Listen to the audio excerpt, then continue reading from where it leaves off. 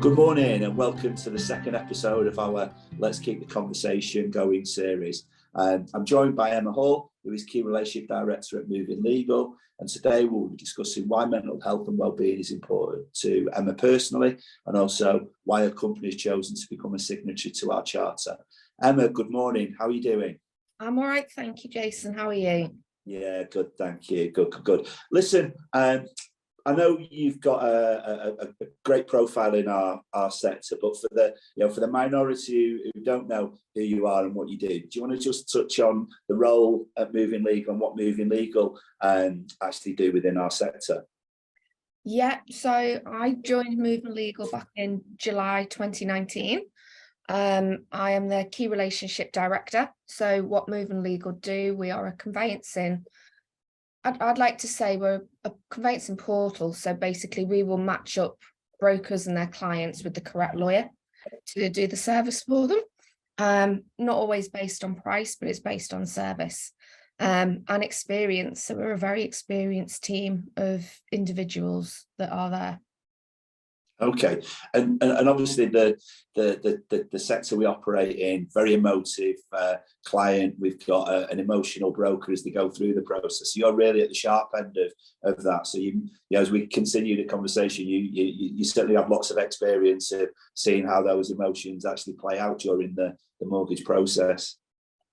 I would say I'm at the real tough end of it.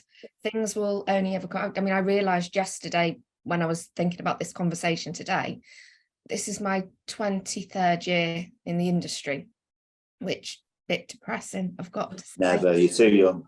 I'm thinking, wow, 23 years. And from my experience, the role that I've now got, I am the person that steps in when people perceive they've got difficulty. It is one of the most emotive things to move house. And a lot of people are moving house in some instances because they're getting divorced, they've separated, they've just married, they're expanding their family. So they're generally in a stressful situation. And the conveyancing process is not the most stress-free experience you're going to go through. And a lot of people get told an answer, they don't like the answer, so it's the wrong answer. And then you have to step in and say, well, it's not the wrong answer. This is what's going to happen and this is how it's happening. And it is a lot of hand holding. And sometimes it is a lot of shouty people, more so during COVID than I've ever known before. It made credit crunch look like a walk in the park. Yeah. And when I know you were one of the early champions of what we're trying to do with the multi-industry mental health charter. So I know you're one of the early signatories, which I was really grateful for. And how did you manage to persuade the guys at Moving Legal that this was something you wanted to get involved with, and why did you want to get involved? I think for me, I definitely wanted to get involved because over the years, and I'm always quite vocal and I'm quite social media driven as well, so nothing I say here people won't know, but my mum got breast cancer. It could have been a quite aggressive breast cancer, and she caught it by sheer dumb luck, so she was very lucky. And just as she was recovering from the breast cancer, my dad became terminally ill, and without a life-saving operation, he was terminal. There was an option that he could have been saved, but it ended up terminal. And so while her cancer was going on, she just about recovered. They thought they were over the line. He became terminal, and then he sadly passed away. And I was sort of one of those people, it's fight or flight. And I was always fight. There was no choice for me other than to fight. Being an only child, it was just me. So I had to go down that fight route. I was very lucky that being part of a team at Moving Legal, by sheer dumb luck, we sort of already had this in place. You have an open channel to talk to your line manager or the senior partners. They support you, they talk to you, they ask you what you need. And they actually, this sort of felt like a natural thing for Moving Legal to be part of, because it was something as a team we were already doing without realising we were actually doing it. And it was one of the big reasons that I wanted to go and work with John in particular. I've known John for 20 years as well. So I've known John for a very long time, even though I only worked there since 2019. I can pick up the phone to him with any problem and not feel embarrassed, worried about what he might say back to me. And he'll ask what I need and what can I do to help. And so for me, this was a very natural progression of what we already do as a business. And look, that as a business leader, from what you're saying there, John's behaviours and characteristics, that is not necessarily been the norm, has it? So there has been a stigma attached, and there's been I think over previous years, because it's not a physical illness, it's not a visible illness, it's either been brushed under the carpet, or it's certainly been, you've had leaders who've been dismissive of that. So you obviously had a very different kind of experience with John and the people around you. I've also had the dismissive experience, and with the dismissive, and I was trying to think a way around one of the conversation points that I knew would come up today without every answer I sort of came up with. My husband, Robin, as you know, had the cheek to say to me, "That sounds a bit confrontational." I thought, wow, it must be if you're saying it is. But when I have come across people that are dismissive, I've actually questioned whether that's an employer I want to work for. Is this somewhere I want to be? And no, actually, it's not. You've got to, a job for me is not just about salary. Yes, it's important, but it's actually about quality of life. It's actually about the people I work with. I don't want to get up every Monday morning and dread what I'm doing. I don't want to worry if I hit a crisis. I've got to deal with it on my own and pretend I'm okay 9 to 5. I can pick up the phone to John, line manager, Lyndon, anyone in our team actually, and we can have a decent conversation. And it does make you feel better, particularly we don't work in an office. I work from home. Yeah. I work from the local pub. I work from someone else's office. So you don't have that one-on-one support necessarily there for you. Well, look, it's encouraging that you've got that openness, and you mentioned maybe some of the steps that were already in place, or not necessarily steps, some of the frameworks that were already in place at Moving Legal. So what kind of things were they? Because again, I know one of the things about the charter within the website is we want to share best practices, and we want to maybe just make sure that there's useful hints, tips, ideas, and resources. So I'm just wondering what steps you'd taken and what that framework looked like as you came into the charter. Yeah, I mean, over the last couple of years, I mean, since joining the charter, we've definitely changed. So we've sort of spread the team out, that everybody has somebody to talk to.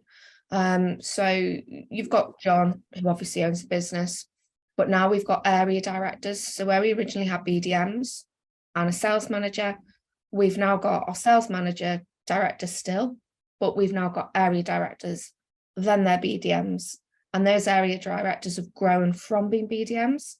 So there was always that opportunity to grow. You look after that area. So it means everybody has got somebody to talk to. The BDMs can go to their area directors can go to their sales manager can go to John or one of the other directors. So there's a real structure in place as to there's always someone to talk to. In saying that, as a business, and I don't know whether it's sheer luck, we all just talk to anyone anyway. If I can't get John, I'll ring the sales director, or I'll ring one of our area directors. So I think I've just struck very lucky with a company that has a very family sort of ethos, very different to places I've been before. And when you're going through that obviously devastating trauma of your dad and having the double whammy of your mum being poorly as well, just how important was that conversation piece? So obviously this series is entitled Keep the Conversation Going, because people I've spoken to who have had challenges, unburdening themselves and just having that opportunity to speak and discuss it with people has been a massive overarching theme to how people can get through these challenging times. So just the conversation piece, how important was it for you, and who did you actually turn to when you were going through such a traumatic time? I mean, during all of that, that was pre-joining Moving Legal. Yeah. If I'm honest, I probably just kept saying everything's fine. And just saying everything was fine probably led to a few of the disasters potentially, because I didn't. It certainly led to a long-term kind of anxiety that I have, that there's always a worry what's going to go wrong next. And when nothing's going wrong, I worry something's going to go wrong. So I end up in this sort of double whammy. What I have learned definitely over the past 3 years or 2 years definitely is when people ask me, are you okay? I'm now comfortable in saying, actually, no, I'm not. And that's been a big change. Like I said to you before, it was fight or flight. You go for fight and you just, everything's fine. I've got to deal with it. Everyone else needs me to look after them. And you sort of go down that route. So now if somebody says to me, like I say, after this call, I'll probably speak to our sales director, Lyndon, and he'll go, are you all right? And I might go, actually, no, I'm not. And I'm not fazed by the reaction that I'll get at the other end. So that's the big change. I actually now stopped. I've learned that during that whole freight time, I just kept telling everyone, I'm fine. I'm fine. A bit like that episode of Ross and Friends, I'm fine. And we all knew he wasn't fine. So now I'm much more happy to say, actually, I'm not. And then the other person just has to cope with the fact, no, I'm not fine. So it's a really good point, because again, I found that people wear different masks as you're intimating there, and you know, as a business leader, or you know, if you're leading a group of people, what I've now found is, because of the mask that people wear, asking somebody if they're okay is not enough. You've got to dig a little bit deeper to not necessarily, you know, draw something unwanted out, but you just got to dig a little bit deeper to, you know, to check everything is okay, because that common answer, yeah, it's fine, it's so easy to deliver, but it's not always the truth because of the mask people wear. I'll agree with that, and I mean I'm definitely more honest about this now, but I do get anxiety. I do suffer from it. I think it's part life related, and I think it's part job related as well. It was something that hit me when I was 16 years old. It hit me when I was 24 years old, and it's hit me at 42. It affects my stomach. It makes me incredibly ill. I can go days being very, very ill. Yeah, I kept that hidden for since the end of 2019, beginning of 2020. I kept it hidden pretty well. And now I've stopped. I will now be quite honest with people to say, I'm having a bad day, feel really anxious, I can't face eating, I feel really sick. And that's just part of who I am, and I have to deal with it, and I have to put in my coping mechanisms, and that's where work's been very, very good. Does that help then? So that honesty, so being honest with yourself, and actually, obviously having the people around you to accept the circumstances is a blessing in itself, but being more honest, have you found that has just, it's just made a real huge difference? Because I'm interested to understand that, and also just how you do cope with that anxiety moving forward. It's made it a lot easier because I'm not having to hide something, whereas I probably wasn't hiding it, but well, apparently I was hiding it very well. But yeah, there were only a very few people in a small circle that knew. And then it's only recently I've just decided to be a little bit more honest about it, because people might notice my behaviour changes a little bit. It's very difficult as well when the onset happens. If I'm at home, I can go meditate for 20 minutes, no problem. Easy. No one's going to notice other than the cats. It's very hard to take yourself out of a meeting situation or a public event and just go and sit and be very quiet for 20 minutes and hope it works. So it's finding that balance that people don't think I'm being a complete nutter. I'm taking myself out for a reason, and then I'll probably bounce back just as happy as I was before. But it's that time out. And there's an irony, isn't it, to, I suppose, the job you and I have done over the years, in terms of we'll spend our days meeting and chatting to people, but it can still feel quite isolated and lonely, can't it? So it's a bit perverse, really. But do you think, the working from home environment that more and more people have found themselves in, do you think that has adversely affected people's mental health? I would say for some it has. I mean, for myself, I've worked from home since 2004. So I'm a very long time working from home. However, even the working from home for me, working from home was me going out and seeing people every day. And if I wasn't going out to see a client, I will go to my local pub and I will talk to the locals. I'll talk quite happily to anyone, as you know, it doesn't matter. I make new friends all the time. I keep getting told to stop. How do you know this person? Well, I just pick them up on the bus. I'm really bad for just talking to strangers. But I think for some people, it's very difficult for them to just, my role's always enabled me to talk to anybody and anyone. But then all of a sudden, if you're at home and you not have that confidence, or you've not got that skill set, and you're relying on people ringing you, I could imagine it would be very isolating. And I think the breaking routine, I'm not necessarily 9 to 5, my lunch at 1 o'clock to 2 o'clock. It's very reactive. It's what's thrown at me, and that's the conveyancing process. Fridays are generally difficult because everyone wants to move on a Friday, particularly month end. So I don't know what's going to get thrown at me at any given time. And I think that is a thing where all of a sudden you work from home, you've got to make your own routine. Your routine's not given to you. You've not got somebody watching you. You've got that trust. And I think it's not for everybody at all. And I have known people that have had the option to work from home. I'm really excited. The kit's all been installed in the house. And 5 days later, no, we want to come back to the office. We really don't like this. And you go and pick the kit and bring it all back again to the office. So it's not for everybody. And all of them forced. Yeah, look, I agree. I think employers moving forward recognise there's got to be some kind of flexibility to working patterns, but some people prosper and their productivity goes up and they love everything about working from home, and others and you really need that group and kind of interaction which you get from being in an office. And I think good employers in the future will just offer flexibility and just try and fit what works for the individuals. And just in your experience then, so obviously you've had some events which have maybe acted as triggers, but what do you think actually causes poor mental health? Is it as you touch on, it's an event that occurs?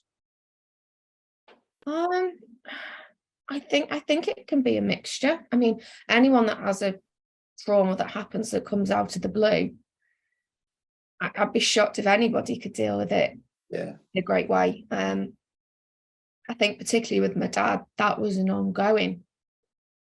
My mum got the breast cancer. We knew what we were dealing with. We dealt with it. My dad became terminally ill, and we were told he had a very short space to live. And it was nearly 2 years later, he was still going. So it was sort of every trauma kept getting thrown at it. The amount of times we got called to the hospital, this is it, he's on his way. We'd get there, take one look at him and go, oh, he's fine. Because the doctors weren't used to him. So it was a constant niggling.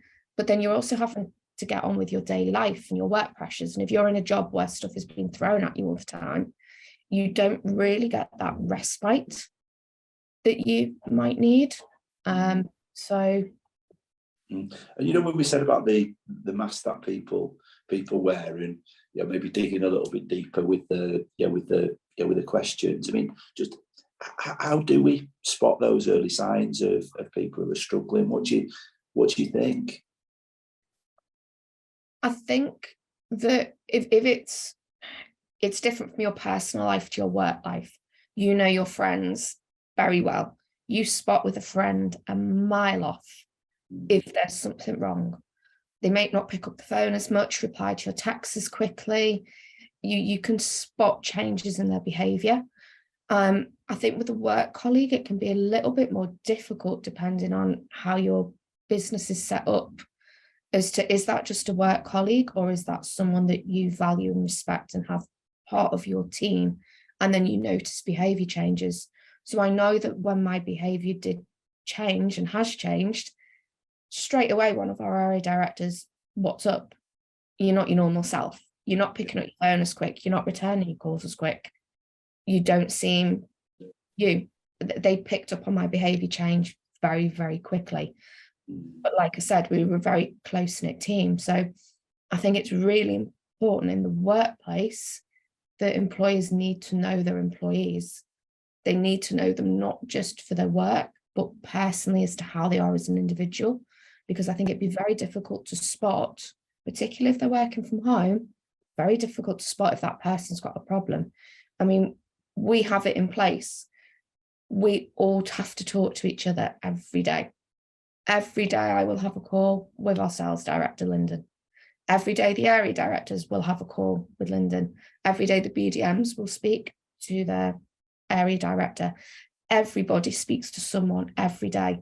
And if you don't, alarm bells get set off and everyone's in a panic. What's wrong with that person? Are they alive? So we've got the structure. You do talk to someone every day to have that opportunity. So we have all got to know each other. We've got to know each other on our good days, our bad days, our indifferent days. But I think that's important. It will get missed if you don't make the effort to know your staff. And again, I think we kind of touched on this a little bit earlier, where you've got businesses and you've got bosses that are maybe less engaging and more dismissive of the feedback they're actually getting around the mental health and well-being. You I think indicated that the action you took when you had a boss like that was you left and went somewhere else. I suppose I'm just interested in what actions you think people can and should take if they've got a less engaging and a poorer boss than maybe you're finding with Lyndon. Yeah, I mean, I can be a bit impulsive. I won't lie. I can be pushed so far, and then yes, I will vote with my feet and think, is money everything? No. It's my quality of life and balance of life and getting up wanting to be happy on a Monday morning more important. Yes, so I can be a little bit impulsive. So I'm not recommending, if you've got someone dismissive or you're not happy, just quit and take a hike. I wouldn't do that. It's a difficult one, because if someone's dismissive, you sort of feel you've only got the option to challenge. And then if you challenge, people would maybe deem you as aggressive. Are you being aggressive at that person? It's a really difficult one. I think for me, I'd probably want to put something in writing and then ask to talk. These are my concerns and these are my issues.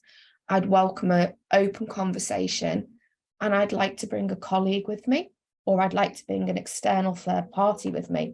I mean, we in our industry, we don't necessarily have unions, but I'd like to bring a colleague. I'd like to bring someone even from another company that does a similar role to me, that understands what I'm doing, and I'd like to have an open conversation and probably take it from there.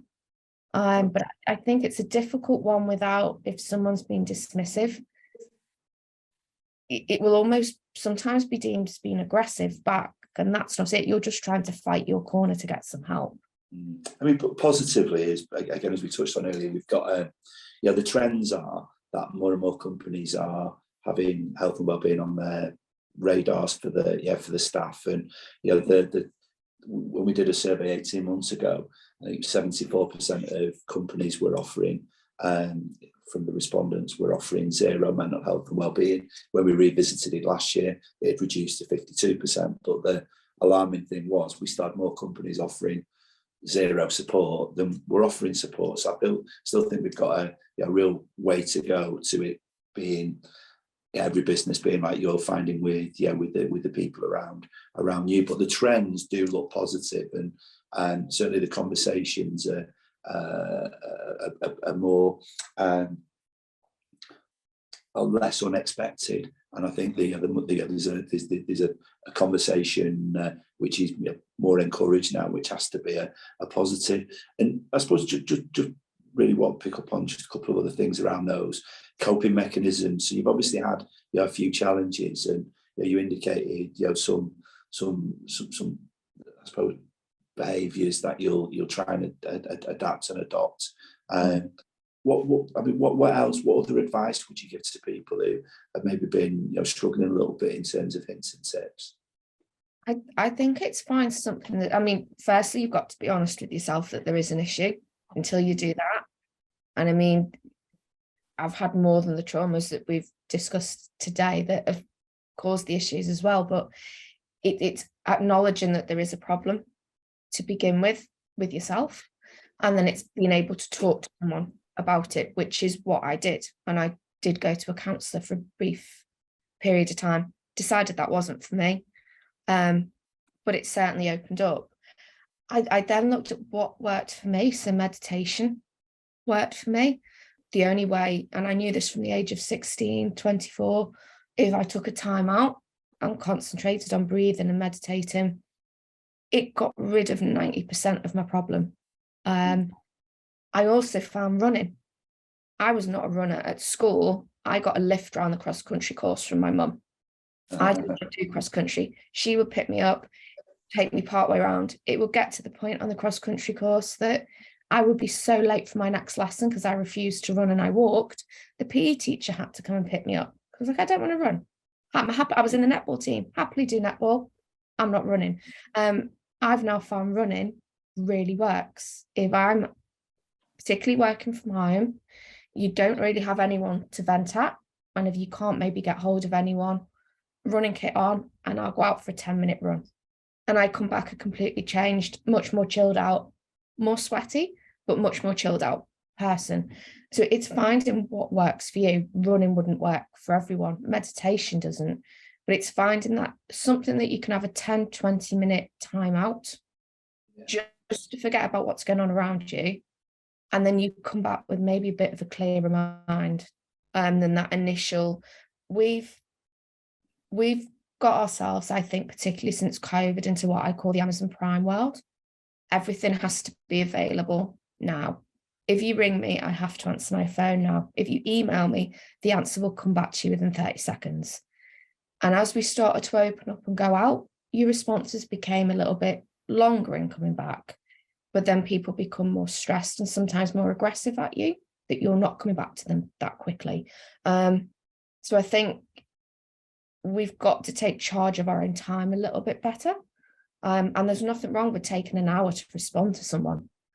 You might have to go off and do several tasks, but I'll give you an example. When I broke my ankle last summer and I was in for my operation, it was a Sunday morning. A girl had been on a obviously very good night out. She came in, broken ankle also, had to have it pinned. She discharged herself within 50 minutes because her operation wouldn't be done and she wouldn't get back in time for a TV show in the afternoon. And she couldn't understand what was taking so long. And I nicknamed her Amazon Prime. That is the world we're coming into, that people arrive and expect something to happen within 2 seconds. And we put pressure on ourselves, particularly I think sometimes in the industry we work in, we put pressure on ourselves to do things too quickly, and we risk burnout by doing that. And there's a link also there with social media, I suppose, isn't there? And the perfect lifestyles that get portrayed in on the TikTok and the Instagrams, which I don't fully understand with all my grey hair. But the reality is not. It's just not there, is it? There's such a difference between perception and reality. There's a big difference between perception and reality, and I actually think that industry is starting to change a bit. You are seeing a lot more people in that celebrity world trying to take on that's not the reality. And they're even starting to, I think that's a long way away. But if you compare it to our industry, if you'd have asked me 10 years ago, would quite senior figures, and particularly male, come out and admit to having mental health issues and struggles, I wouldn't have believed you. And I think that's been a big help, that some industry people have come out and they are quite open. So it makes it feel more of a norm than it is it's got to be hidden. 100%. And look, how passionate I am about driving this movement, and I'm on a real crusade to spread the word, basically. And with our charter, we're not trying to portray ourselves as the experts here, and we're just trying to provide pathways and gateways. So if people are struggling, there's professional help, and pathways and gateways that we can provide. And look, I'm so chuffed with how well received the charter has been, and proud that people like yourself have signed up.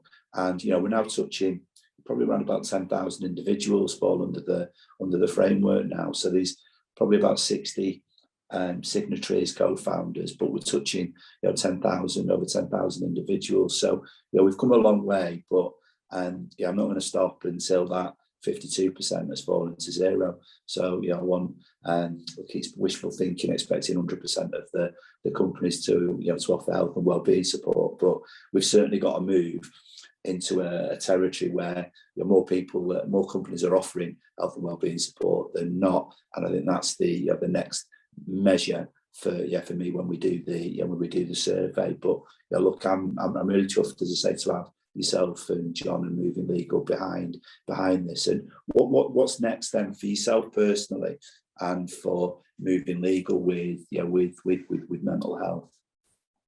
I mean, I think at the moment, continue the way that we're going, it works well. I mean, we do with our team, we all have a very good work-life balance. The role that we do isn't very easy to do 9 to 5 and switch off at 5, because a lot of brokers with their clients, it is of an evening, it is really early in the morning. And we also acknowledge the fact with our team, they all have children, most of them have children. I have cats, and most have children. They do have things that pop in your life that you have to deal with. And as a business, we're flexible. Okay, you've got to take your kids to the doctors. I've got to take my cat to the vet. They're like my children. I'm devastated when anything happens. I fall to pieces. Work, no, I fall to pieces. I'm going to the vet. That's it. You're all going to have to cover me. We do have that level of trust with our team as well, that we probably work more hours than's expected, but we want to work them because we know we're respected, and we know when we need that help or that time out for some help, we will get that time out and we will get looked after and some support. So it's a real nice balance. And as we grow the team, that will be offered out to everyone, and we're very honest with new people we take on. Look, this is the environment you're coming into. We're a family team. Yeah. Corporate. You're not coming into a very corporate experience whereby you're suited, booted. It's yes, no, that's it. If you don't like something, tell us. We're not going to be offended. Might not agree with you. Yeah. But you've got to tell us. And we might agree with you. We might be thinking, we didn't think of that before. So we just encourage honesty. And like I say, keep growing our team with that same ethos. If you join us, you're joining my family. Well, it seems like you've landed in a place, and it comes across when you're speaking, that you're really pleased to be at. You've got a strong support structure around you with Lyndon and with John, and look, it's great to see. So it's brilliant to see you happy professionally with the company you're working with. And as I said to you, I'm really pleased that you influenced and got the guys to become a signatory. Our mission doesn't stop, and I know you'll continue championing from your side. But if you just summarise probably a couple of few takeaways from me, because I do think there was some things you said there, Emma, that will just really resonate with some of the people who are listening. And I think the first point that you raised was just this acknowledgement. So just acknowledge that you've actually got a problem, acknowledge that you've actually, that you're not okay at the moment, and then look to have that conversation to actually release that burden, and that burden becomes not a burden anymore. So acknowledgement is something that is the precursor for the conversation, but just have that conversation. And then action wise, the meditation's interesting, which sleep always comes out as a real biggie in terms of delivering good positive mindset. And I think meditation is kind of linked with that, the exercise and running. So I'm sorry with my my podgy physique, I don't necessarily practice what I preach, but I certainly agree on that. That exercise and a fit body is a fit and healthy mind. There's no doubt about it. So there's a definite link. But I also think this seeking your own time, and as you're describing the job role, it's not necessarily a work-life balance that I see. I call it work-life integration. So what you're doing is you're managing your day and the tasks you've got through a day, both personally and professionally, with integration, the combined, and I'm sure the productivity that you get through the hours that you work are as long as anybody's, because I know how committed you are to be successful in the role. So look, I think as a conversation, I'm really thankful that you've joined me today to have the discussion. I'm sure there'll be a load of things that people will take away. And look, I'm just really thankful, as I said, that you joined today, and also that you become a signatory. So thank you wholeheartedly, and I wish you loads of luck go through the rest of the year. Thank you for having me. And we didn't get a cat on show. They're all sat behind me staring, wanting food. I did think we'd see a few extras there. I thought Robbie might have popped his head in as well. But listen, have a great rest of the day. I've got my background blurred. Have a great rest of the day, and you too. Support, and speak again soon. Fabulous. See you later. Bye. Yes. Bye.